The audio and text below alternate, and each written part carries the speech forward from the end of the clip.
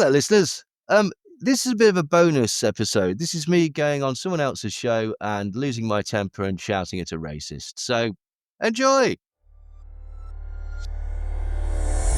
The War on Reality Report. My name is Billy Ray Valentine, and I'm joined here by Don Jeffrey. Say what's up to the people, sir. No Tony Arterburn today. You didn't have your show yesterday. You were feeling under the weather, but you're here today. So what's up? How are you, sir? Yeah, a little bit better today. So again, give it a go. Good to see you. Good to see our friend from across the pond. I'm sure this will be an invigorating discussion. I think I will be agreeing with you guys on substantive points, but we'll have other disagreements as well. To say the least. Mr. Neil Sanders is here all the way from the UK, man. Very happy to have Neil on the broadcast. Neil is a real one.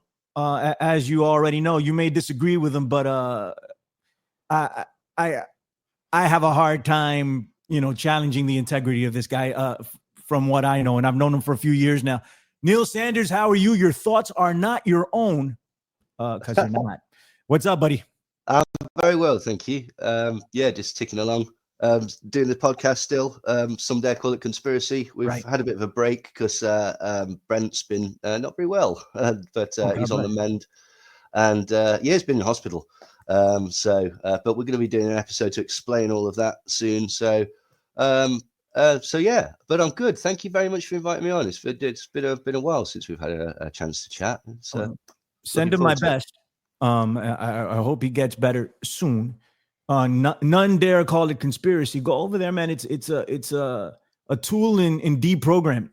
Some we're the ones that do. We're the ones. So someday I call it conspiracy, and we've got a sort of our recent thing that we're doing is a sort of like tracking the news and tracking the craziness, essentially, which is called The World According to Some, or TWATs.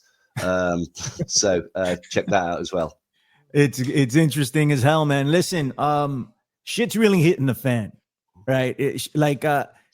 I remember you and I starting at Iconic at about the same time, and we both left there with totally different perspectives as when we walked in. Mm-hmm. It's incredible how that happened. Shit's really hitting the fan now. At least here in the United States. Of course, it affects everything worldwide. Mm-hmm. But what's the perception of what's going on in the United States over by you? By me or by the general sort of public in the UK? The general public in the UK.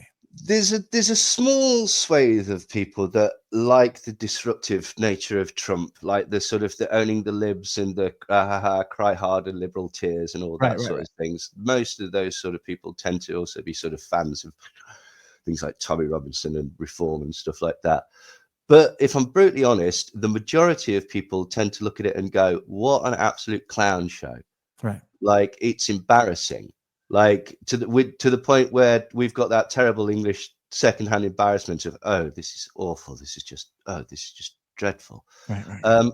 But in a professional sense, like in an embarrassing way, like, you've got absolute idiots in positions of power. You've got people making decisions that are very, very detrimental to a normal working person, seemingly on the fly. There seems to be no rhyme or reason behind economic decisions. There seems to be no rhyme or reason behind budgetary decisions. Certain things like Doge, which have been there to save money and find fraud, have ended up actually costing money. Right. And all that they've done at Doge is basically position Elon Musk's companies to be more powerful and to get more government kickbacks and more money from essentially taxpayers, and cut off services for people. It's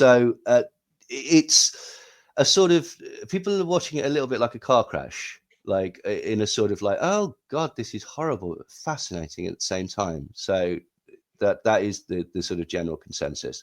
Like, I'm sure a lot of people who are listening, who are in the conspiracy world, will be saying like, no, it's not. We love Trump. He's fighting the Illuminati and all of that. But he's not, though, is he? No, he's definitely not. I received some hate mail, as is customary. Oh yeah. And the person that sent me the email, I read it yesterday. It came in April though. he was like, I heard you say that the United States is actually an embarrassment, that the Trump administration or regime, like I like to call it, is an embarrassment to the rest of the world. And he was like, I cringed when I heard you say that, because that's accurate. That's completely accurate. Of course it's accurate. But he's like, I cringed when I heard you say that because most countries would envy a leader like Donald Trump. Literally. I'm like, my God. And they started it off with praising me in the beginning for that they followed me for a long time and that I seemed like a great guy. And then they went on for about, I don't know how many paragraphs of how wrong I am and how delusional I am.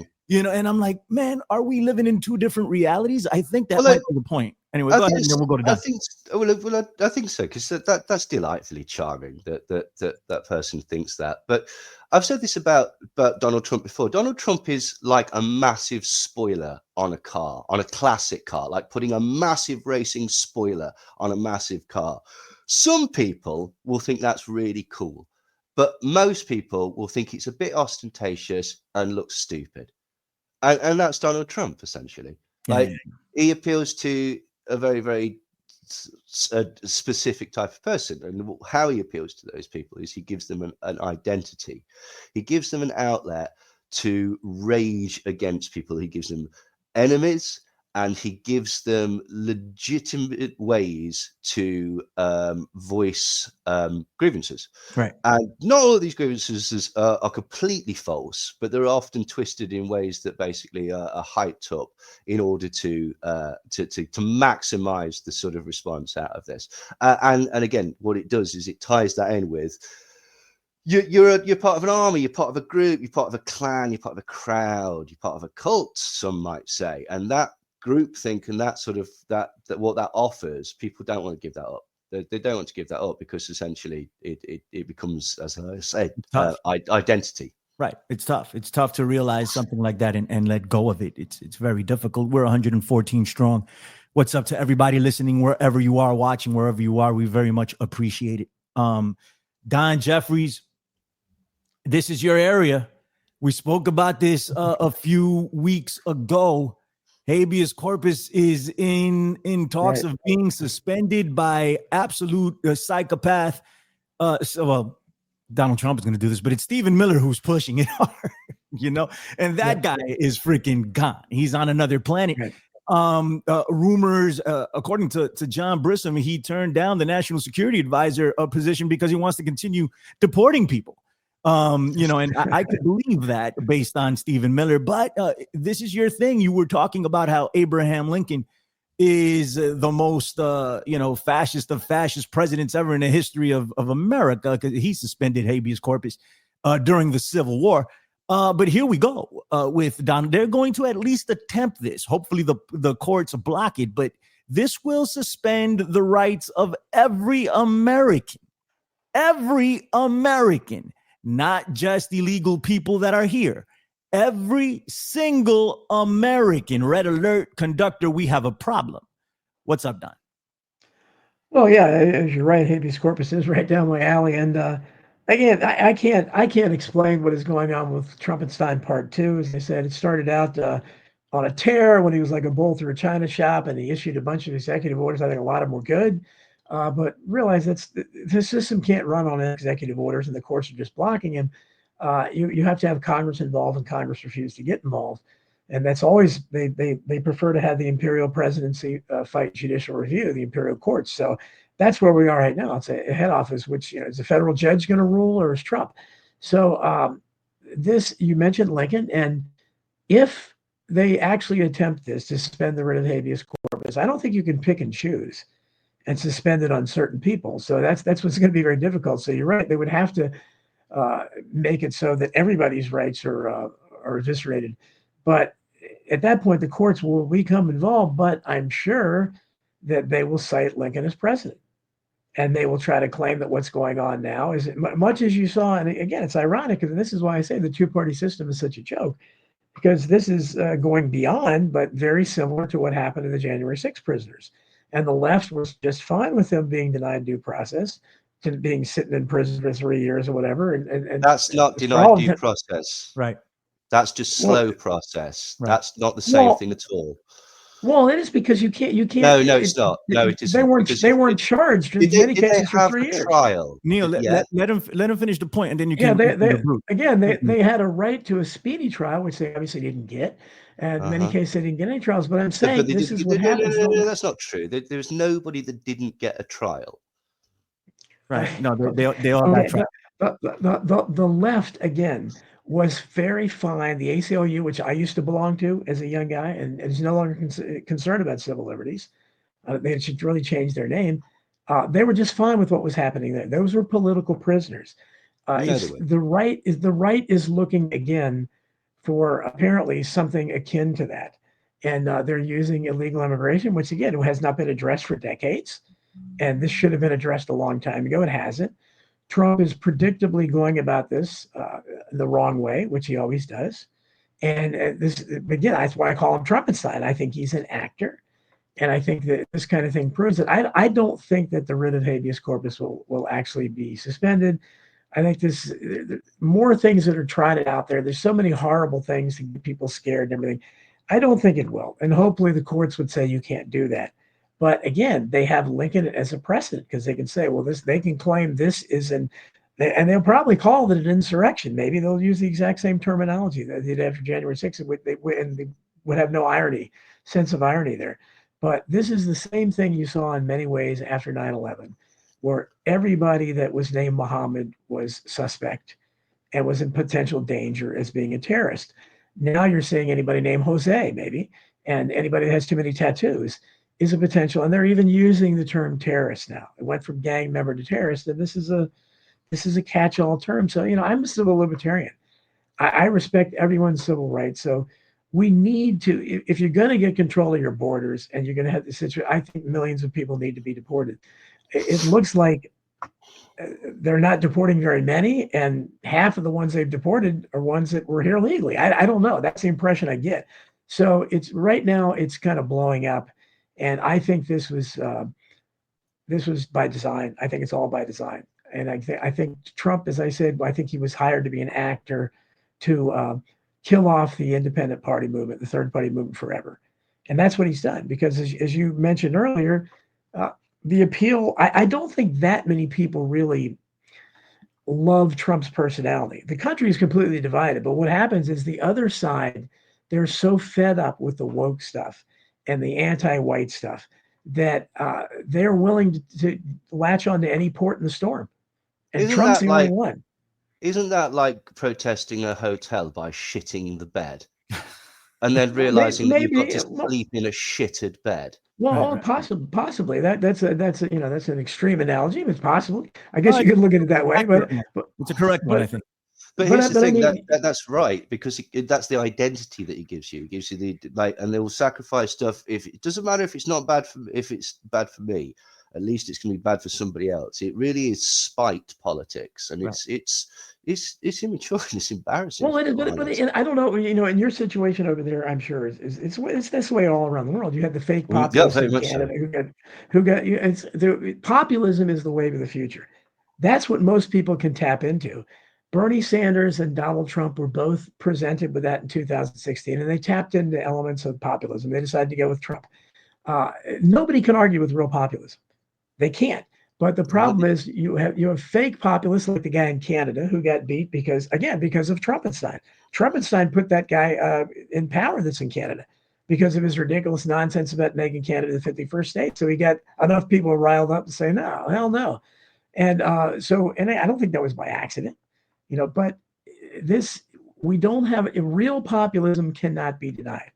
If you had people saying the kind of things I said or Huey Long says, there's no argument against it. The problem is Trump will say some really great stuff, and he always has, and then he'll say 10 really bad things to contradict it. And it's like, what the hell is he saying? So he doesn't believe anything, but he is. I'm sure you've read 1984.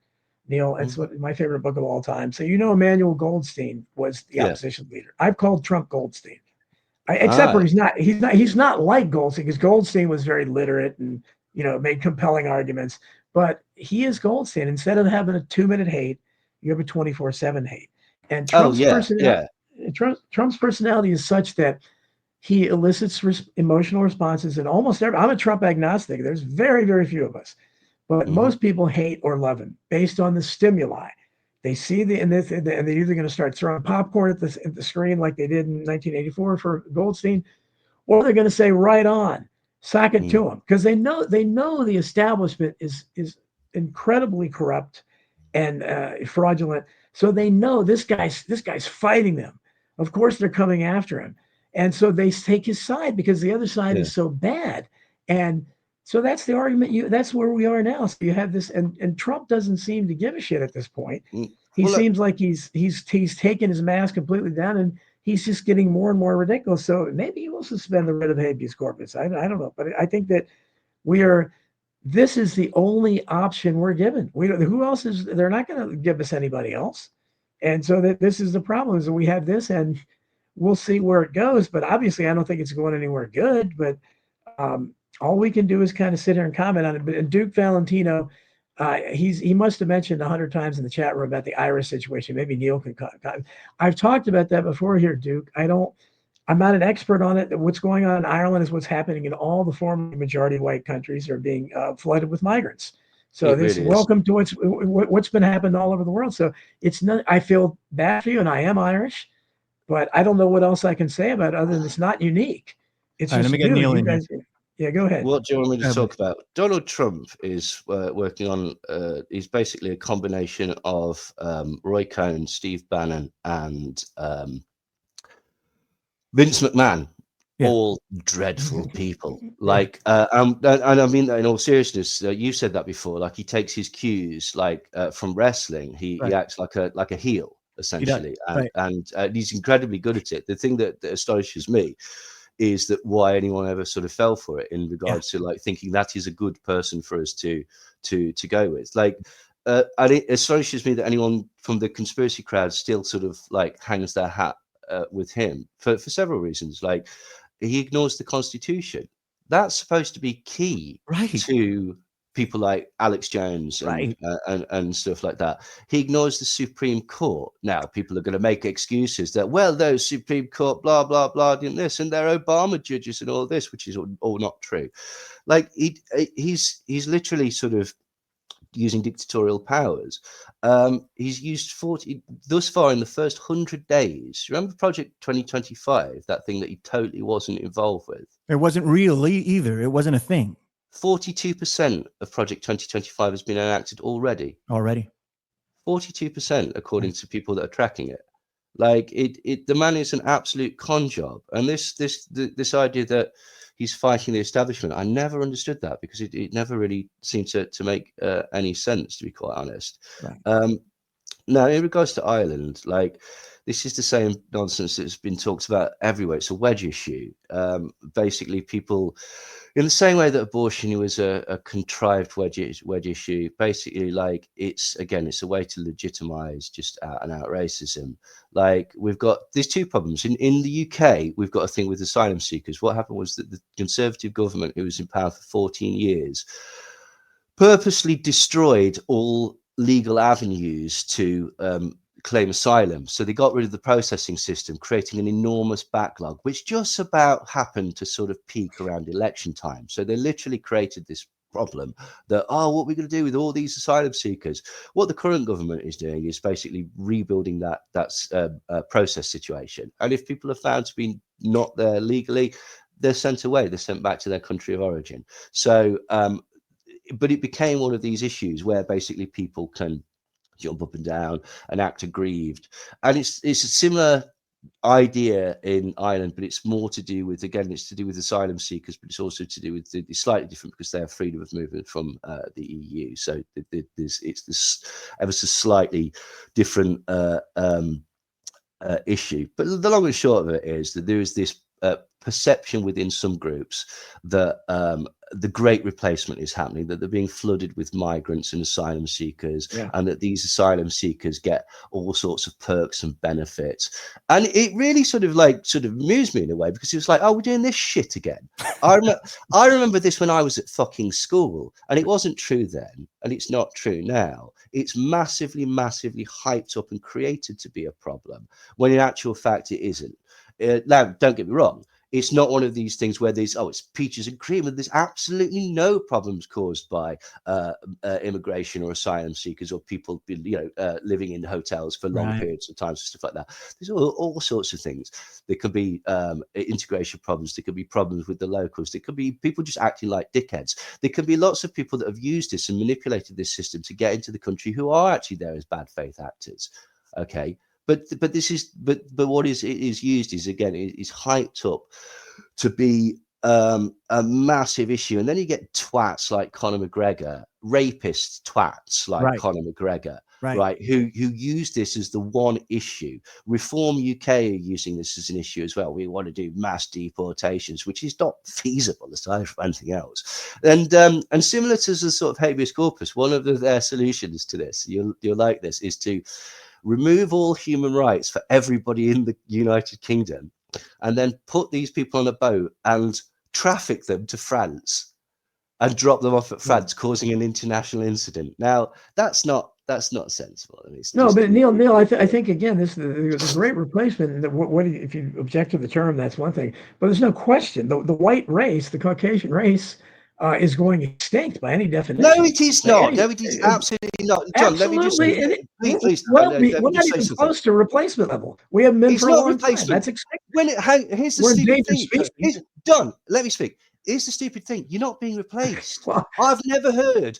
White genocide is the only genocide where there's no actual death or genocide. I've never heard a better example of white privilege in my entire fucking life. No, Neil, listen to what I can tell you from my area. I live in, and again, when you use the term invasion, that's a term. Yes, that's a pejorative term because it's not an invasion, because they're being brought here. How are you being replaced? They are being brought here. No, how are you being replaced? Let them get a thought out. I'm too old to be replaced, but the problem is. Okay. So everybody that's will. Neil, let me get him in, Neil, so you can respond properly.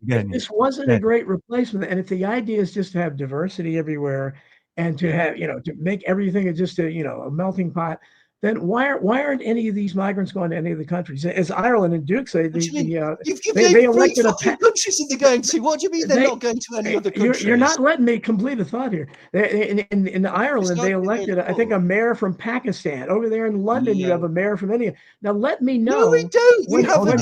Hold on. Neil, give me a sec. Let me know. Let me know when you can find an official in India that's from Ireland or from England or something like that. There's just one way in the UK. And there's no. Let me get him in. There are no migrants. There are no migrants from Haiti or Dominican, from anywhere else that are going into India or Saudi Arabia. Certainly not China or Japan. China has signs up to say no blacks allowed all over the place. Do you hear anybody talk about that? So this is a one-way thing. There's no question about it. My area has been transparent. China or abhorrent. Then there's some basic common sense explanations for a lot of this stuff. Why do you see an Indian or somebody of Indian or Pakistani or Bangladesh descent taking prominent positions in the UK? That's because born there. There were 4 generations. That's because of you want to talk about invasions and colonizations. That's what was done, and that's why those people are coming over to Europe, because they were colonized by the French. They're being brought here. Colonized by the British. We asked them to come here after the war to help rebuild the country. We asked them to come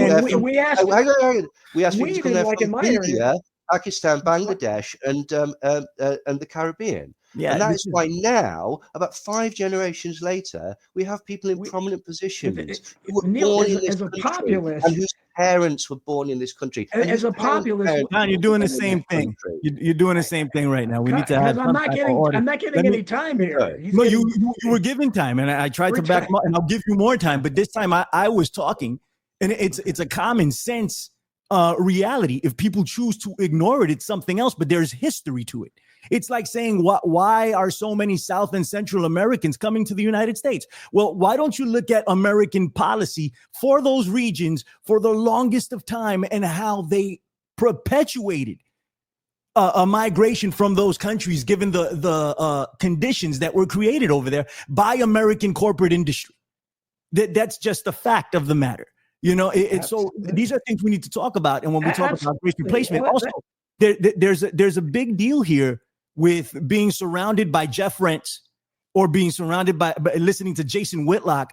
These people are toxic people that are racist and put out all these talking points and nothing to back it up. You know, so that's an issue here. We need to get away from that sort of thing and actually have a real debate, a real talk about this. Now, the term invasion, which I've been talking about for quite some time. Okay. And then we're going to give everybody equal chance to talk. And hopefully there's no interruptions, right?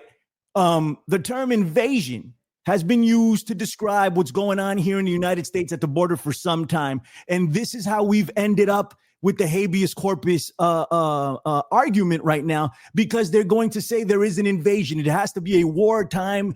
It has to be during war or invasion in order to be able to enact such a law, right? To make it happen. So they're using that, the invasion, and it came out of this freaking book, the Camp of the Saints, admittedly by Stephen Miller, who introduced it over to Steve Bannon and Breitbart, and it speaks of an invasion coming to the borders. This was in Europe, of course. This book is a French book. And that's when they started using the narrative to weaponize it in order to get to this point. And now we're here. And the thing is, wherever you stand on the immigration issue, it's no longer just about immigrants. It's also about you. And we need to get people to a point where they realize that it's about them, that they start caring about other people before it gets to them. Because people, at least here in the United States, seem to not care about other people. They only care about it when it knocks on their door. And that's the biggest problem here. Now, Donna, I want your full time, right? Neil, please don't interrupt them. I want you to be able to respond to all of his points. So if you need a pen or a pad, write them down. And I know sometimes you're going to get, amped up and say something. Try to keep it. Give him his space so he can say whatever he wants to say. That way we can better argue this. Go ahead, Don. Yeah, I mean, this is not just in terms of a racial thing, although it is strictly non-white people that are coming as migrants. There are no white, there are no white South African farmers or anything. It's all non-white, and they're all coming to what were formerly majority white countries. That's where you get that. But the other element of it, maybe more important, is the economic element. We are being also replaced, Americans, the middle class, are being replaced with cheaper labor. That's why you have the foreign visa workers in my old field of IT. I saw that happen where we were taken over. Elon Musk loves that by mostly India that were coming, and the programmers and analysts would work for half of what they were paying American workers. So this is something where they want a cheaper labor force, and they've got Americans now trained. Again, I've seen this in my lifetime. They act as if we don't know how to cut our own lawns. We don't know how to do construction. We don't know how to do landscaping. We used to. Now it's just cheap labor, and you have the rich people that hire nannies and so forth. They always hire. You saw back to the days of Bill Clinton, where he couldn't get an attorney general in because everyone he had an illegal alien nanny. I mean, so it's that goes back to the 90s. So this is something where, I think if you look at it, if this was a two-way street, then they would be. It's just like climate change or anything else. All the criticism is directed to the white countries. That's why they don't talk about China or India, which are the two biggest polluters on earth. They never mention it because this is all about it is an anti-white agenda, an anti-people agenda, but it's an anti-white agenda. And when you look at what has happened, I think in my area, if you see how it's changed, to say that there's been no change at all, yeah, and part of it is white birth rate plummeting. Yeah, that's true. But the other part is that the population is being changed. Now you can argue that's good or bad, but it's definitely undeniably being changed. And you saw in the UK, was it last year, where you had a bunch of whites were finally fed up and they went out in the streets and they protested. And what happened? You had some public official over there threatened to arrest Elon Musk. So I mean, what happened? That was shut down instantly. So that's the difference between our countries. At least we have some semblance of a Bill of Rights left. People want to get rid of it, but that's the problem, is that we have there are people, and I wanted to mention that thing. What you're seeing now is there is a backlash, and people, the white middle class, working class especially, they are becoming incensed about this, and now they're fighting back the only way they can. So you're seeing recently where you saw the woman in the park who called the hot blonde that called the little Somali boy, who definitely was not 5 years old. That's the biggest 5-year-old I've ever seen. But whatever he was, she called him the N-word. So people responded. She's almost a millionaire now. That would not have happened even a year ago. And I think it's what it is. The tolerance is at the point where people are, you know what, as much as the reason for Trump support is, yeah, let's stick it to him. Let's stick it to CNN and fake news. Yeah, he may not do anything good, but they'll get mad and they'll watch their heads. I've always said the best thing about Trump is the entertainment factor and watching the people on TV and everything explode over the dumb stuff he says. So that may be all we can do at this point. But I think to deny that this is not, and to say invasion is the wrong term, because they're not coming here on their own for the most part. How do you think the people from Haiti, how do these people are desperately poor, or countries like that, how do they get to where they go? Who pays for the plane ticket or the boat? Obviously somebody's orchestrating this. And this is why I say why people believe in conspiracies. Somebody wants this to happen. I don't know how many of those people would actually come over themselves, but if they're being paid to, then you're seeing what's happening. But yeah, to say it's wrong. And when you talk about with the people, I don't know to what degree how much of that true. Apparently, it was true that some of the illegals were being holed up in 5-star hotels and given credit cards and all that. But I look at what we do for our own poor. We do nothing. We've got them living and crapping in the streets. You have veterans that can't get health care. So whatever they got is more than the American poor is getting. They get nothing.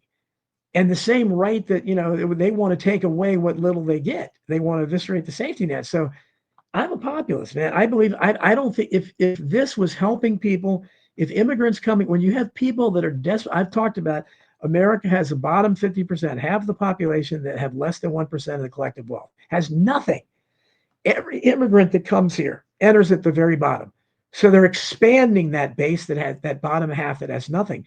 That's not good for the economy. It's not good for the people. If you were bringing people over who are going to make salaries higher or opportunities explode, then yeah, bring them on. That's the exact opposite that's happening. What they're doing is they're bringing over and they're demonizing Americans. They're just doing the jobs you won't do. Yeah, for what you're paying, you're right. I'm not going to stand at Home Depot in the cold and have you give me a $10 bill and I'll work all day for you. That's what they've done to us. Same thing with H-1B visa workers. Why should I got out just in time, but why should somebody go get training and everything just to be replaced by somebody who's going to work for half the price, half their salary? So this is a populist situation. It's the people versus the establishment. Trump, unfortunately, is he's the loyal opposition we've been given. We have nobody else. So a lot of people are opting just say Trump is the lesser of two evils, and at least we'll be entertained and hear him talking about them. So a couple of things before Neil goes. The Haitians were allowed to come here to work under the Biden administration. It wasn't a conspiracy. It wasn't George Soros or any craziness like that. They were brought here to work. They were legally here, and Trump has deported them all. What was it? There was some other thing that you had said also. It's gone from my mind. Chris Buckham says that it's bullshit because colonialism benefits blacks and browns. I love you, Chris, but that's very, very, very racist. And there was another one in there. I forgot who it was, but they said some other freaking nonsense about Africa, saying that Africa is a real shithole. Except for the fucking pyramids and all, and Teotihuacan, and sorry, not Teotihuacan. Here it is. Of course, it's my guy John Basiglione. South Africa. We go to shithole South Africa to the end of white control. And this is what we're dealing with here. There's a lot of racism, a lot of it. So I mean, that's what happened with the Haitians that were coming over here. There's a couple of other points. I think I'll think about it as soon as somebody refreshes my memory with a point they make. But I'm going to turn it over to Neil. Go ahead. Right. So, Don, it's all non-whites coming over here, you said. So, and I don't want to respond. This is rhetorical. I'd say, so what? I think that really speaks, that says something, Don, because just the color of somebody's skin. I mean, I'll take it back to what you were saying earlier about an Indian mayor. A, so what? And B, that's not true. Okay, it doesn't matter.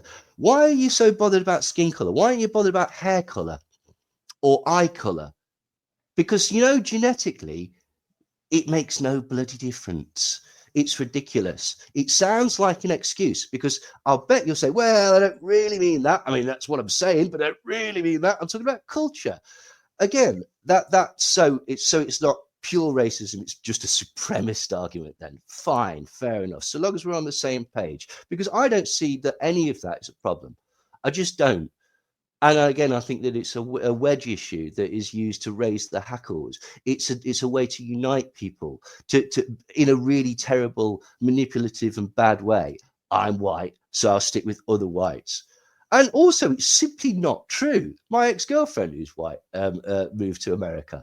Loads of white people moved to Spain. Loads of white people moved to Goa. Loads of white people moved to Dubai.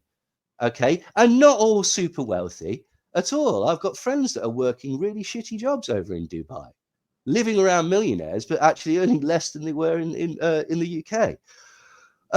So you went on to say that the thing is that we're all being replaced by cheaper labor. That was the point that I wanted to make, Neil. Okay. Sorry to interrupt you. That was the point that I wanted to make. So if we're being replaced for cheaper labor, what's the real problem? What's the real problem? Is it capitalism? Is that the real problem? Is that what we need to talk about here? Right? It is capitalism. That's what it sounds like to me. But anyway, go ahead. It is absolutely capitalism. And now there's two ways of looking at this. The first way that you could look at this is that basically, if your job has been taken off you by somebody who has come over here attached to the bottom of a fucking truck who can't speak English, you need to level the fuck up, right? You need to do better. Okay, if somebody, because here's the thing, you're describing these people, these are illiterate, these couldn't do this, these can't do shit all, these are less quality people. If these less quality people are taking your job, then you need to level up. I never said that's that. That's what you heavily implied. Anyway, but here's the thing, you know what would control that? Something that I'm absolutely positive you would be against, because it's capitalism. This is what we're talking about. We're talking about unfettered capitalism. So you know what would be better? Regulation, government oversight, social safety nets, aspects of what could be called socialism. That would be the solution to all these problems that you've presented. But the solution that is presented is to shout at black people or shout at Mexicans, which is really stupid. I also, you said that it's an anti-white agenda and the Chinese are not white. Again, that's quite telling, Don. Like that's really, really strange that you are that focused on genetic purity to the point where you would say that a Chinese person is not fitting of your category of this obviously superior like category, white. You said that they're lazy and stuff like that, blah, blah, blah, blah, blah. You also said they were lazy? You did. You also said that that you never mentioned China and India because of their pollution that they cause and stuff like that. You think, wait, it's mentioned all the time. It's literally mentioned all the time. Did you also know that China and India are basically trying to get towards huge? They're putting an immense amount of money into renewable energy at the moment. So both points don't actually stack up. Right. Then you went on to talk about UK arrests and stuff. I presume that you talked about the riots where people were arrested for hitting policemen, threatening violence, and saying things like, go down there and set fire to that, burn the fuckers alive. You know, incitement to murder and things like that. Do you not think that incitement to murder should be punished by the law? I think that was their response to it, and I heard that. That's what they did. That's exactly the establishment is going to say. No, it's not. That's what their tweet said, and that's why they all pled guilty. There was, again, this is a bullshit argument. And do you know why those riots happened? It was a response to all the non-white crime and getting off and not being held accountable. No, it wasn't. Do you know what it was? It was a response to a lie that was put around on the internet. 3 little girls were stabbed to death, right, by a Welsh-born Christian who happened to be black. And the rumor was put around that this was a Muslim that was fresh off the boat. That's why people try to kill asylum seekers, because of a lie, not because of any actual righteous indignation, because of false information, because of a lie that was stoked up on purpose. So that was simply not true. Also, all of those things that you were talking about like the legitimate, the invading of other people, you're saying invading is the wrong word, but they are coming here, lowering the quality and stuff like that. Frighteningly similar to the stuff that Hitler was saying. Frighteningly similar. You then went on to excuse vicarious racism, that woman that basically called the little guy an N-word and blah, blah, blah, and said, oh, this never happens. Nobody's giving money to people who do terrible things. So it's nonsense. Tommy Robinson's made his career off the back of that. Like, he's absolutely made his career off the back of that. Vicarious racism is just a way for people to be safely racist, because when they try and imitate Elon Musk's Nazi salute at work, they get fired. So they need a safe way to do it. That's what they did. Like, so giving money to somebody and pretending that it's a free speech issue, when actually, really, I wanted to say that. And now I can give them money, and so I can kind of say it. You went on to say that you like it. You like it watching people's heads explode. That's really, really, really childish. That's really, really That's childish. all we have at this point. We don't have any other. What else do we hope for? We don't have any real opposition here. We don't have any other opposition here. Go ahead, Don. I mean, I don't know where to start. I'm not finished. I haven't finished rebutting your points yet. You went on to say basically that all these people coming from Haiti and stuff like that, they're poor. So they aren't they poor? So how are they getting here? They're getting here on their own. How are they paying for it? Yeah, you don't think there's anything behind them? I went through that. You travel. No. I addressed that. You get on a Greyhound bus, or you walk, or you get on a boat, or you pay a guy. Poverty has never... Actually, I'll tell you for why. Because there's a guy I used to know who, in the 90s, he used to drive an Arctic lorry over to France. People you pay him 50 quid to get in the back of his lorry, and he'd bring them over to England. Yeah, poverty's never stopped people from crossing the border, right? Because most people are in incredible poverty. Don, I want you to get your points in. Go ahead. So there's 2 more points. So sorry. Okay, fine. Basically, you're saying that somebody wants it to happen, right? To a degree, you're absolutely right. Again, it's capitalists. It's cheap labor. All of this. Don resonates with that. That's absolutely. Don's core argument. And here's the thing: where I totally agree. We absolutely agree that the homelessness and the veterans are getting nothing. Right? Okay, that's terrible. Okay, but here's the thing. Do you know how much money every weekend it costs for Donald Trump to pay golf on his own thing? How much taxpayer money? It costs over $20 million every weekend. That money could go towards veterans. But instead they make this issue. They play it out as if, well, it's this or this, I'm afraid, and it's not. That's not the argument. That is an argument that is used because it's salacious and it appeals to some people because it instills this tribalistic attitude where basically people can get together in a group and feel like they're superior and shit on other people. And it's based on nonsense. It's based on absolute nonsense. The solutions to all of these things, all of these problems that you and I both agree about, the veterans, the overuse of cheap labor, and such like that, the solution is socialism. Regulation. I think social safety nets. Right. I think you're right to a degree there. And treating people like human beings. Right. And I think that's where we all agree. I know Don. I mean, I don't know if he agrees with socialism per se, but I know he agrees with capitalism creating a real problem. It depends what you mean by socialism. I mean socialism in the English term, which is a safety net within the socialist reform, right? We can have a bit of both. Yeah. It's not evil, right? No. The way it's been painted in American society and in the West is that socialism is evil. It's evil. Socialism is communism, which it isn't. It's not the same thing at all.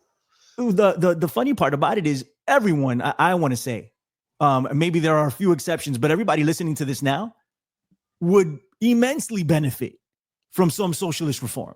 Yep. And so we're arguing against our better interest when we argue in the other direction. Now, the argument that Don made was, they're bringing all these people in because nobody wants to do these jobs at the prices. I mean, at the wages that they're being given. He's absolutely right. Mm-hmm. What's the problem? And it's being clouded with racism and a bunch of other stuff. What is the problem here? The problem is capitalism. The problem is they want to continue to make more money at your expense. Every time you go to work, you produce more work than they are paying you. That is the essence of capitalism. Exploitation. That is it. It means to capitalize. You have to make more money. You have to make a profit. And they're making it off of your back. We are the workers, ladies and gentlemen. Don, I'm throwing it over to you. Say whatever it is you need to say. Neil needs to read my book, Survival of the Richest, if he thinks I'm any defender of capitalism. Again, I'm a populist. And I think that's a little bit different than a socialist. I believe in the redistribution of wealth. I would do it the way Huey Long did it, not through any government means. But the problem is, again, this is not, and you basically inferred I was a Nazi, you inferred I was a racist. This is already, again, these are pejorative, and those terms mean nothing now. They don't mean, because I don't care. Let him finish, Neil. Let him finish. I mean, everybody, I don't care what anybody calls me. I really couldn't care less. And more people don't care. It's ridiculous because they're just terms. When you say sleep and birds and Band-Aids are racist, then I'm in good company, I guess. I don't care. It's lost all meaning. But the problem is, whatever the reality of the situation is, and you mentioned that there are non-white immigrants. I mean, they're white immigrants. Of course, there are the Russians and people like that are coming here legally, and they're working as au pairs and so forth. But the problem is the migrant situation. Hang on. White people work as au pairs, and brown people work as gardeners. This fucking world inside your head, Don, is like. I'm saying that's what the way it is. I mean, that's what I've known a bunch of them. Right. Yeah. Again, this is there. I'm not, installing them in various places. I'm not pigeonholing them. That's the way it works. But the problem is that when you look at this situation in terms of the migrants that we hear, that are seeking asylum and all this stuff, they always want to seek asylum in places that were formerly white. And that's something like Ireland. Why would they want to go to Ireland? That's not true. That's is Ireland an economic paradise? I mean, again, actually. They're flooding places again. This is the idea again, to think that that's not being done by design. Otherwise, like I said, look at what's happening in South Africa. And what I hear that the white South African farmers are having a pretty bad go of it. No, that's racist bullshit. How is it racist? How is that true? They are. I've talked to people that live there. Let me get in here. So a white can't be victimized, or it's racist. I mean, this is the problem. Saying, then we have to get into another conversation, which a lot of people here in the United States are not gonna want to have. Right, because we can talk about that when it comes to Europe, right? But when we talk to the United States, like originally white, that is untrue. This area, right? It's not the case. The Europeans came here, right? This wasn't a white area, and the United States has never been solely white. Ever in the history of the United States, it's never been a thing. Not only that, the UK, like, this is bullshit. Again, this is absolute nonsense stereotype. Like, the Romans brought people from Africa and people from all sorts of places over to the UK. Countries have always been melting pots. For Christ's sake, there's black characters in Shakespeare. America. I mean, you're denying the reality I see with my own life. I think America was still. No, you're terrified. 90%. Again, how am I terrified? Again, you sound terrified. The majority of people today, the white people today, object to what's going on. As I said, that's why I don't think they do. That's why that blonde mother is a millionaire now for saying let him finish his point. Because the backlash is coming. Eventually, people are tired of this stuff, and they're tired of people making excuses for it. It is a coordinated plan. This isn't a natural occurrence. People are tired of not being able to say the N-word to the point where they will say the N-word. Let him finish. Come on. You should try to get a job at CNN. They probably welcome you. I mean, you're misconstruing everything I say. Nobody wants to say the end. I'm saying that this woman did something like that. Yeah. And it's becoming a matter because people are fed up with the other side, with the side of that Carmelo Anthony. I think there's a lot of things going on. It was a direct response to Carmelo Anthony, the kid who stabbed a white kid to death, and they've raised almost $1 million. That's the exact response to it. How much did that guy get? How much? That guy that strangled that guy on the subway? How much did he get? What do you mean? How much did he get? How much did he get? The guy that Well, strangled again, that that wasn't wasn't that before? Hang on, wasn't that before Carmelo that was Anthony? before So, that. hang on, Yes, it let's was. go by your own So logic. this apparently triggered it. Right, Nobody should be getting it. There shouldn't be any murderer getting it. It's ridiculous. So then The it's woman not shouldn't be getting $1 million for saying the word. Anyway. I'm just this again. This is a direct response to the madness. The same reason why Trump still has supporters. The other side is so batshit crazy that you're never going to get the average person to believe that there are 57 genders and that kind of nonsense. You're not going to get them to believe it. So Trump is their spokesman, as ridiculous as he is. And that's what the election, I'm becoming more and more convinced, was won by. It was won by people that hate trans.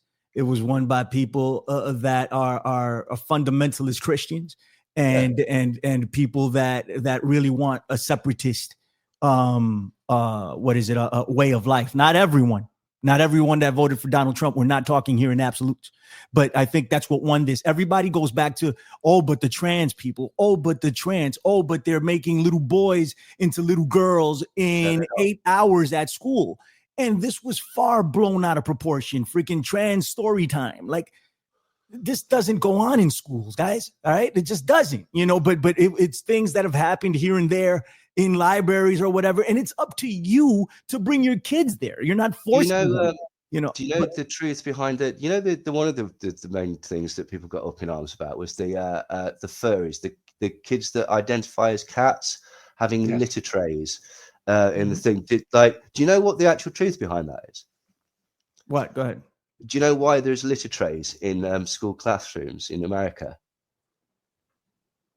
Because it is so likely that those children will be shot and have to stay in a lockdown position whilst an active shooter patrols the school, that they need somewhere to be able to piss so it doesn't stink the entire classroom out.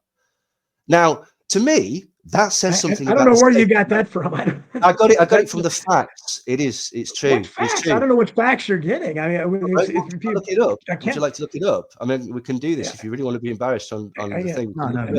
I think this is part of this story was spread by Joe Rogan. That's why I know this to be true, because Joe Rogan then had to embarrassingly climb back. He was the one that said, these crazy cat women and putting litter in classrooms. He then had to walk it back when he realized that the reason that the cat litter is left in there is in case there's an active shooter at school. Why would they have to pee in litter boxes if there's an because active they're shooter? there so long in the classroom hanging down. No, you know what also doesn't make sense? The amount of fucking kids that die every fucking year in America. But there you go. America, most of them are black kids shot by other black kids in cities, and nobody cares. Easy. Here we go. Let's listen. This is the dangerous part about all of this, right?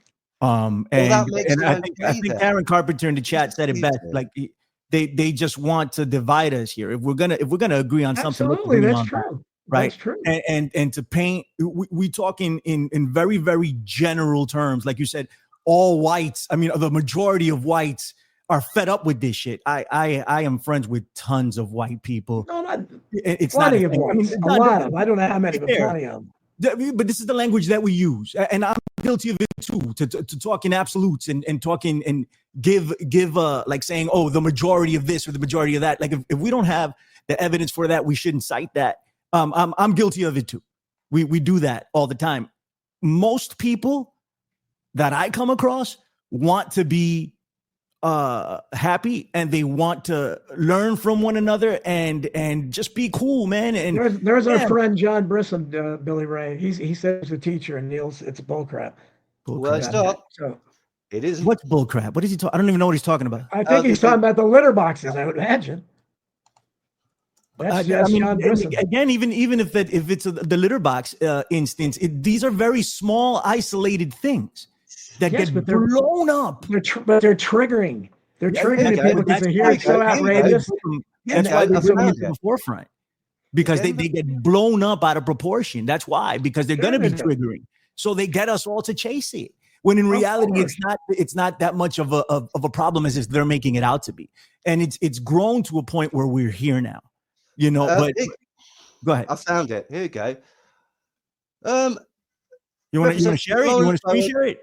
If you want, but just people can just look it up. Look Okay, it go up. ahead, go ahead. Basically, the kitty litter is not for cat identified. It's very little things. It started after the Columbine shooting. They've been stockpiling small amounts of cat litter, according to NBC affiliates, because they need to prepare emergency go buckets for lockdowns in case of school shootings or other emergencies. I think you owe me a fucking apology, Don. I mean, well, first of all, I don't believe anything NBC or any other mainstream said. They say Oswald Look killed it up. Kennedy. Go on, look it up. I've got time, They have John. no credibility. I'm not going to believe Fine. Look anything they say. Look it up from a source that you trust. Well, you just had a teacher that said that's not true, and he wrote the response. He would know. That's not legit. We Right? can Like that's something else.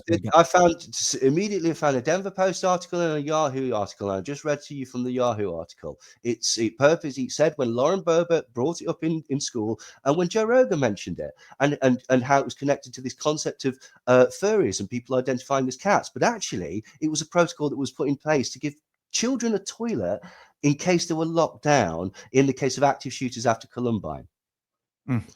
My point is that is the entire point. All of this stuff that you've been talking about in Ireland, all this stuff that you've been talking, it's as legitimate as that. And you believe it as much as you believe that cat litter story.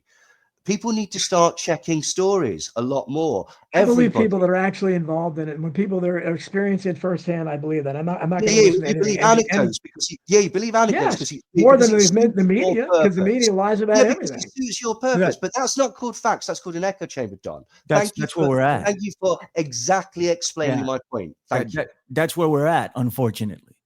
And no one trusts anything anymore. They own, and I said, I think it was just last week on America Unplugged, man, but it emphasizes that it's a which way reality game that we're playing here. You know, which way do you want to go? You know, go ahead, Neil. So, I mean, something I wanted to mention before is about the thing with Donald Trump and all the stupid things that he's doing is the one hope is that what he's doing is actually just dead catting it or flooding the zone with shit. Just throw stuff down, like the habeas corpus things, like the deportations of people for having a crown tattooed on them and stuff like that. What people really need to be looking at is the corruption that he's doing in regards to things like meme coins, Bitcoin, access to the presidency, and manipulation of the stock market. You're going out on Twitter and you're saying it's a good time to buy stock now, 20 minutes before like announcing tariffs that made people, the hedge fund managers, people like Scott Bessent and stuff like that, who used to work for Soros, which, you know, used to be a really bad thing. That is now being ignored. Like he's if you buy a sufficient amount of his meme coin, you get access to him and you are able to lobby him in a way that has never really been done before. It wasn't done. No, it was part of a protocol, and the story was fake. The story was just bullshit. It's been there since the 90s. Stockpiles of cat litter. Someone made it up in the same way that someone made up Pizzagate or any of these other things, or eating cats and dogs and stuff like that. It's just bullshit. It's just red meat for the red tops, as they would say in the UK. All right. I know what you mean. This is the red meat that's tossed out there for us to chase, and we've been chasing it. And I've been trying to say for the longest of time, please, let's stop chasing it. I'm guilty of chasing it too. We need to read. Don't just read the headline. It's funny because we talk about not trusting the mainstream media, but every point of information that you get it out of the mainstream media. You just don't really know it, you know. But everything that's going around has its roots there, right? So in one way or another, you trust the mainstream media, you know, especially if it's a story that you resonate with. You're like, yeah, look at this one, you know. But that's where we are. We read a headline or we listen to 30 seconds on Instagram, and that's where it is, rather than digging and digging and digging, which is what you kind of have to do to get to the core, to the bottom of it. Sometimes not even that. Just read the entire article, you know, and you're like, oh, this is what happened, you know. But I understand. I am guilty of it myself. Listen, what an episode. My goodness, golly God. And next time, let's have, you know, a little bit more, I don't know, not talking all over each other. And we do that. Like I, you know, I've been accused of it. So let's try not to do that. But I think some things were fleshed out here. Listen, if anybody's going to take anything from this, man, this alt-right shit, this fucking, you know, white supremacist shit that, you know, we got to back off of that. We really need to, because that those are the elements, the ingredients to spark a freaking war, and that's what they're trying to fuel. And same on the other side. I understand that it was the alt-right is a reaction to the far left, right? They feed each other, right? They feed each other. So, but right now, what we have in office is undeniably the far right, the conspiratorial right, and people that resonate with literal skinheads and Ku Klux Klan members vote for Donald Trump.